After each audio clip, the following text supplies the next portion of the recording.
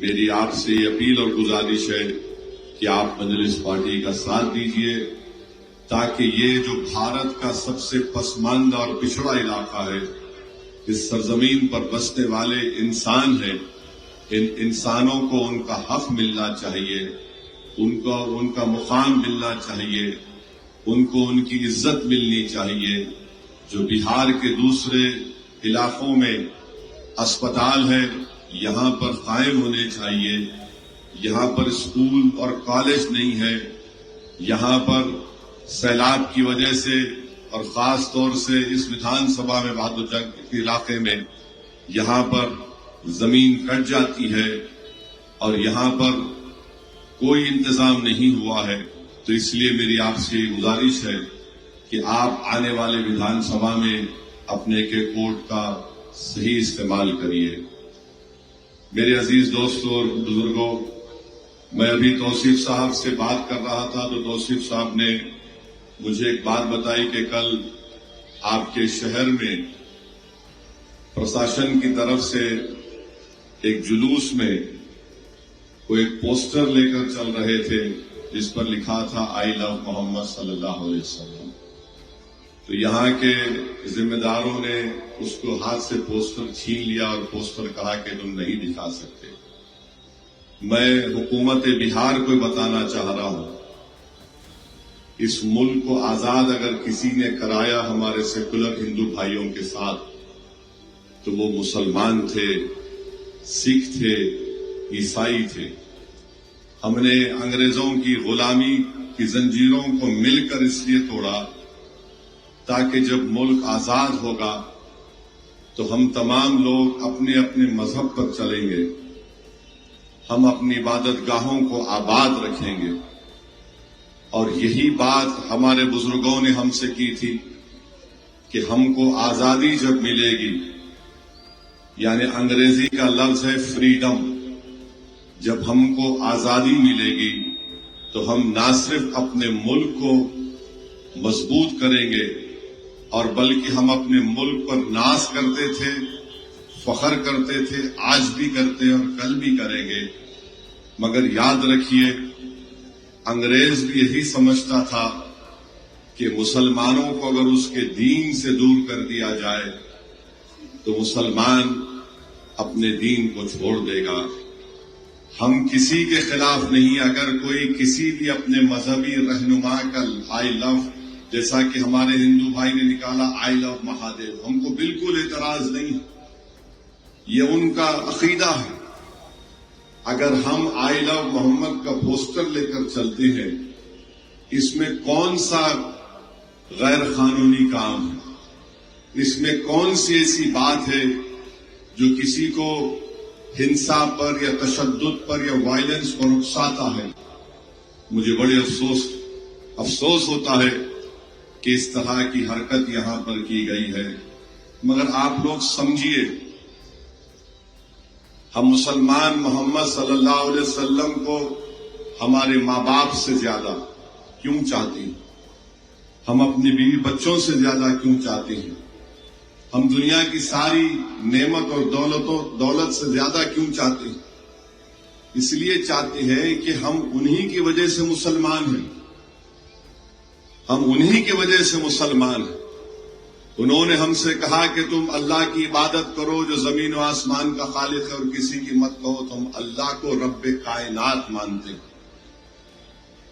آپ نے ہم پر کیا کیا نہیں کیا؟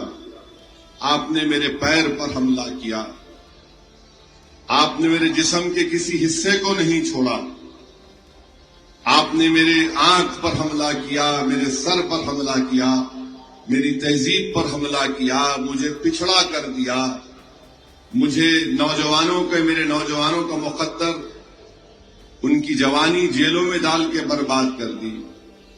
آپ نے ہماری بچیوں سے کہا کہ حجاب برقع نہیں پہن سکتے۔ آپ اب جو حرکت سرکار کر رہی ہے، آپ ہمارے دل پر حملہ کر رہے ہیں۔ یاد رکھو، جسم کے ہر حصے پر حملے کو ہم برداشت کر لیے، مگر جب دل پر حملہ ہوگا کون زندہ رہے گا؟ ہم تو ایک زندہ قوم ہیں اور ہم آپ کو بتانا چاہ رہے کہ ہمارے اس سرکار کے لوگوں کو اگر نہیں معلوم تو سمجھیے ہماری بات کو کہ قرآن میں اللہ لکھ دیا کہ تم اللہ اس کے رسول کے بتائے ہوئے راستے پہ چلو. اللہ قرآن میں ہم کو یہ بول دیا کہ اگر تم اللہ سے محبت کرتے ہو تو جو رسول تم کو بتا رہے ہیں اس کو اپناؤ تاکہ اللہ تم کو اپنا محبوب بنا لے. ہمارا تو سب کچھ ہمارا رسول ہے، اور اگر ہم ایک پوسٹر اٹھا رہے ہیں تو سمجھ میں نہیں آ رہا کیا ہے یہ. اس ملک کو آزادی دلانے کے لیے بہار میں عبد القیوم انصاری صاحب کون تھے؟ پڑھیے تھوڑا. عبد القیوم انصاری صاحب مومن کانفرنس بنائے تھے. سب سے زیادہ محمد علی جناح کے دشمن تھے. وہ مسلم لیگ کے دشمن تھے مگر مسلمان تھے. اگر آج عبد القیوم انصاری زندہ رہتے تو کیا کرتے آپ لوگ؟ اگر آج بہار میں مولانا مظہر الحق جو مجاہد آزادی زندہ رہتے، جنہوں نے بہار کی سرزمین پر یہاں پر جنم لیا اور انگریزوں کے خلاف اس ملک کو آزاد کروایا، انگریزوں کو ہٹایا بھگایا یہاں سے، اگر یہاں پر بسمل عظیم آباد زندہ ہوتے تو کیا کرتی بہار کی سرکار؟ اگر آج سید علی امام زندہ ہوتے جو بہار کے سپوت تھے، جنہوں نے انگریزوں کو بھگانے کا کام اس ملک سے کیا، عبد الغفور صاحب ہوتے تو آپ کا پوسٹر چھین لیتے عبد الغفور صاحب کے ہاتھ سے. سید محمود جو نہرو اور گاندھی کے ساتھ مل کر انگریزوں سے مقابلہ کیے بہار کے تھے، تو آپ کیا کرتے آج وہ زندہ رہتے؟ اگر آج مغفور احمد اعجازی زندہ ہوتے تو تم کیا کرتے؟ یہ سب مجاہد آزادی ہیں جنہوں نے ملک کو آزاد کروایا مگر اپنے دین کو بھی نہیں چھوڑا، اپنے رسول کو بھی نہیں چھوڑا. اور اگر کوئی یہ سمجھ رہا ہے کہ تم پوسٹر چھین لینے سے، یا اتر پردیش میں اگر کوئی اپنے گھر کی دیوار کے اوپر ایک پوسٹر لگاتا ہے آئی لو محمد، تم اس کو نکالنے سے ہمارے دل سے ہمارے رسول کی محبت کم ہو جائے گی، تو تم دیوانے ہو، تم پاگل ہو. میں بھوکا رہوں گا، میں بھوکا مر جاؤں گا، میں غریب ہوں یا غریب رہوں گا، میں دولت مند ہوں یا دولت مند نہیں ہوں، مگر ایک بات یاد رکھو، ہمارے پاس جو دولت ہے نا وہ ہمارے رسول کی محبت جو ہمارے دلوں میں ہے، اور ہم اسی کو لے کر جیتے ہیں، اسی کو لے کر قبر میں جائیں گے. ہماری اولاد بھی اسی دولت کو لے کر فخر کرتی رہے گی. تم پوسٹر چھینو گے، وہ دیوار سے نکالو گے، تو کیا مذاق کر رہے ہو تم؟ ارے ہم کلمہ کس کا پڑھتے ہیں؟ اشہد ان لا الہ الا اللہ و اشہد ان محمد رسول اللہ. لا الہ الا اللہ محمد رسول اللہ. بھارت کا سمویدھان آرٹیکل 25 کس لیے بنایا گیا؟ پھر ہاں اگر کوئی ہنسا کی بات کر رہا ہے آپ فیس بک کرو، قانون حرکت میں آ جائے. اور ایک ان کو بتانا چاہ رہا ہوں، مراد آباد میں ایک عالم دین تھے جنگ سن 57 کی جنگ آزادی میں، مولانا کافی سید کافی رحمت اللہ علیہ، شاعر بھی تھے، عالم دین بھی تھے. انہوں نے سن 57 کی جنگ آزادی میں حصہ لیا مراد آباد اتر پردیش میں. انگریز ان کو گرفتار کیے. کبھی آپ نے دنیا کی عدالت میں سنا کہ ایک ہی دن میں ان کو کورٹ میں لایا گیا، اور 4 سپٹمبر کو کورٹ میں لایا گیا، ان پر چارجز فریم ہوئے، اور 5 سپٹمبر کے دن عدالت نے انگریز جج نے فیصلہ دیا کہ مولانا کافی کو پھانسی پہ لٹکا دیا جائے. مولانا کافی نے کیا جرم کیا تھا؟ انہوں نے فتویٰ دیا تھا کہ انگریزوں سے جہاد کرو. بھارت کے مسلمانوں سے کہا تھا کہ انگریزوں کے خلاف جہاد کرو. ایک ہی دن میں ان کو لائے کورٹ کو، چارجز فریم کے معنی ان کو بولے تم پہ جرم ہے، اور دوسرے دن انگریز جج نے کہا کہ ان کو پھانسی پہ چڑھا دو. تو مولانا کافی نے جب ان کو پھانسی کے پھندے پر لے کر جا رہے تھے، ان سے پوچھا پوچھا کہ تمہاری آخری خواہش کیا ہے کافی بولو. تو مولانا کافی نے یہ نعت شریف پڑھی. اور کیا پڑھا مولانا کافی نے کہ کوئی گل باقی رہے گا نہ چمن رہے گا. کوئی گل باقی رہے گا نہ چمن رہے گا، پر رسول اللہ کا دین حسن رہ جائے گا. کوئی گل باقی رہے گا نہ چمن رہے گا، پر رسول اللہ کا دین حسن رہ جائے گا. میرے بھائی، ہم پھانسی کے پھندا ہمارے گلے میں ہے، ہم اس وقت بھی آئی لو محمد بول رہے. تم کیا مذاق کر رہے ہو ہم سے؟ کیوں خامخواہ ایک سوئے ہوئے شیر کو تم جگا رہے ہو؟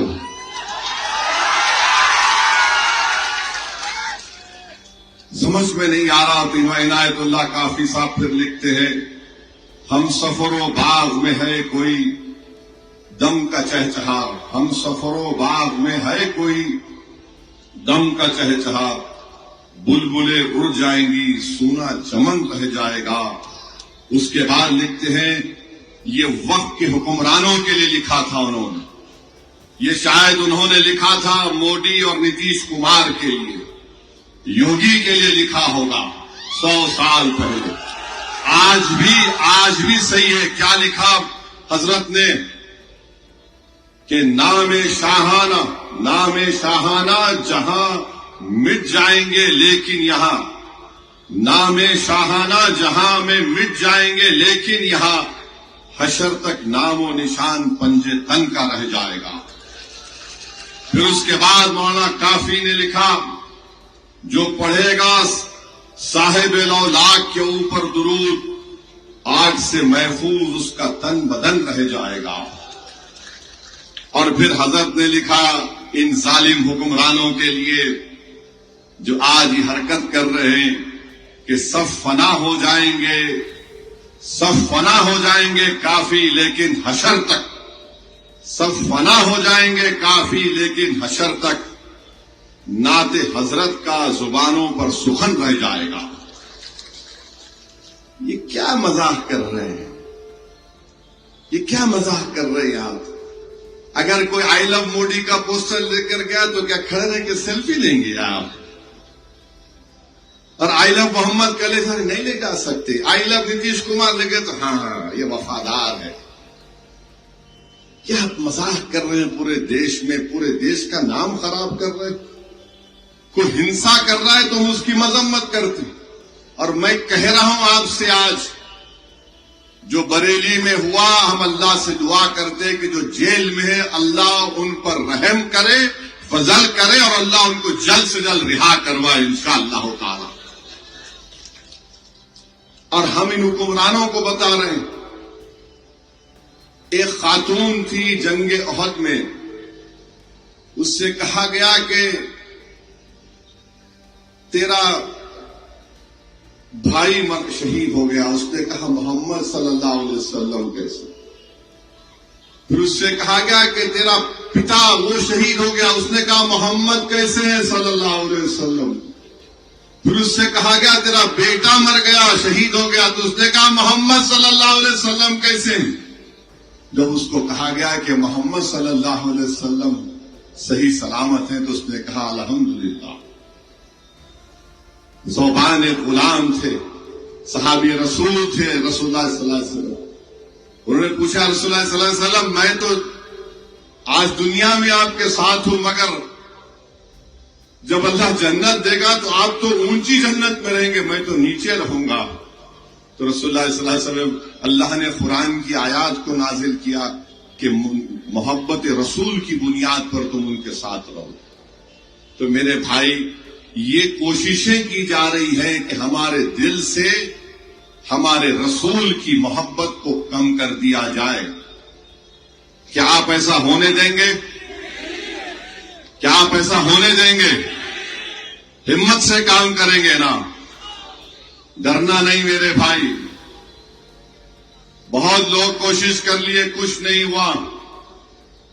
انشاءاللہ تعالی صبح قیامت تک اللہ اس کے رسول کا نام بھی رہے گا، جس کا ذکر فرشتے کرتے ہیں تم پوسٹر نکالنے سے کچھ نہیں کر سکو گے. ان اللہ ملائکتہ یصلون علی النبی، کیا ہے کہ فرشتے درود و سلام پڑھتے ہیں، آپ پوسٹر نکال رہے ہیں. ارے تم سمجھو اس بات کو، جو تم نہیں کر سکتے وہ کام کیوں کر رہے؟ جو کرنا ہے وہ کرو نا. تم نے سیمانچل میں انصاف کیا؟ نہیں کیا. تم نے اس ودھان سبھا میں ابھی فیاض عالم صاحب نے کہا تھا کہ یہاں پر تیرا گھاس کی روڈ نہیں بنائے، نہیں پوسٹر نہیں لگانا. اچھا وہ اگر وہ روڈ بن جاتی، اچھا لوچا پنچایت میں، مہاس بھٹنا پنچایت میں، متیاری میں، پتھر گٹی پنچایت میں کیا ہو رہا ہے؟ پھر بولڈر پچنگ کا کام آپ نہیں کرا رہے، پوسٹر چھین رہے ہیں. اچھا یہاں کا جو بیچارہ وہ غدار 6 کروڑ میں زمین فروش بھاگ گیا، وہ بھی گونگا بن کے بیٹھا، وہ بھی گونگا بن کے بیٹھا ہے. پھر آپ چلی آئیے یہاں پر میوٹیشن کرانے کے لیے 3,000 سے 6,000 روپے رشوت دینا پڑتا ہے نا. میوٹیشن کے لیے 3,000 سے 6,000 روپے دینا پڑتا ہے، اس پہ کوئی بات نہیں. رجسٹری کرانے کے لیے 3,000 روپے، نہیں تو پھر جانچ. اب جانچ سے بچنے کے لیے 3,000 روپے. اور پھر اس ودھان سبھا میں ہماری بہنوں کو، ہماری بیٹیوں کو، ہماری ماؤں کو کینسر ہوتا، کینسر ہاسپٹل نہیں، اس پر کوئی بات نہیں کرتا ہے. تو میرے عزیز دوستوں اور بزرگوں، ہم آپ کو یہ بتانے آئے ہیں کہ 5 سال پہلے آپ نے اس شخص کو اپنے ووٹوں سے نواز کر کامیاب کیا جو پہلے راجد سے لڑا تھا اور اپنی ضمانت نہیں بچا سکا تھا. آپ نے اس کو 75,000 کے قریب ووٹ دیے، 85,000 کے قریب ووٹ دیے. اور میرا ماننا یہ ہے کہ سیمانچل کی جنتا غریب ضرور ہے، اور ہو سکتا ہے کہ ان میں زکوٰۃ نکالنے کی اتنی استطاعت بھی نہ ہو، مگر سیمانچل کی جنتا نے صدقے کے طور پر اسد الدین اویسی کو، اختر الایمان کو اور ان 4 غداروں کو کامیاب کیا تھا. بھوکے رہ کر جن کے بچوں کے جسم پر عید کے دن کپڑے نہیں بنتے، ان غریب جنتا نے ہم سب کو صدقہ دے کر کامیاب کیا. یہ ضمیر فروش اپنا ضمیر کسی کے غیروں کی چوکٹ پر جا کر نیلام کر کے سیمانچل کی جنتا کو نہ دھوکہ دیا. تو انشاءاللہ تعالی مجھے یقین ہے کہ ان کے اس دھوکے کا جواب یہاں کی ودھان سبھا کی جنتا بھی دے گی، کوچا دامن کی جنتا بھی دے گی. اب کوچا دامن میں تو راجد کے نیتا آ کے بولے ہڑ مت کرو. ابھی تو شروع ہوا ہے. یہ جنتا کی بددعا بہت بری ہوتی ہے. غریب کو جب تم دھوکہ دیتے نا، اس میں اتنی طاقت تو نہیں رہتی کہ تمہارے نظروں میں نظر ملا کر کبھی کچھ بات بول دے، مگر وہ بولتا اللہ میں مظلوم ہوں، میرے دل کا حال تو جانتا ہے. جن ظالموں نے مجھے دھوکہ دیا اب تو اس کو دیکھ لے. اب اللہ دیکھے گا انشاءاللہ تعالی، دیکھیں گے آپ. 6 کروڑ لیے کیا تمہارے کو بس ہو گیا؟ خبر میں کام آئے گا، اولاد کو کام میں آئے گا. ارے یہ جو غریب لوگ جو بھوکے ہیں، پیاسے ہیں، تڑپتے ہیں، اسپتال نہیں ہونے کی بنا پر ایکسیڈنٹ ہوتا تو دم توڑ دیتے ہیں، ایمبولینس بھی نہیں ملتی روڈ کے اوپر. جو اپنی نئی دلہنوں کو چھوڑ کر بھارت کے کونے کونے میں چلے جاتے ہیں شادی کے 10-12 دن کے بعد. تم کو ان کی جذبات کی بھی قدر نہیں رہی. میرے بھائی جیسا کہ اختر الایمان صاحب نے کہا کہ میں سیمانچل کو اس لیے نہیں آیا کہ میں الیکشن لڑوں یا کسی حیدرآباد کے لوگ کو لا کر یہاں پر چناؤ لڑاؤں. میں سیمانچل کو آ کر ووٹ دینے کی بات اس لیے تو نہیں کر رہا ہوں کہ خدا نخواستہ میں اپنے ضمیر کو جا کر بیچ دوں. ویسے دنیا میں کوئی ایسا شخص مائی کا لال پیدا نہیں ہوا جو اسد الدین اویسی کو خرید سکے. الحمدللہ.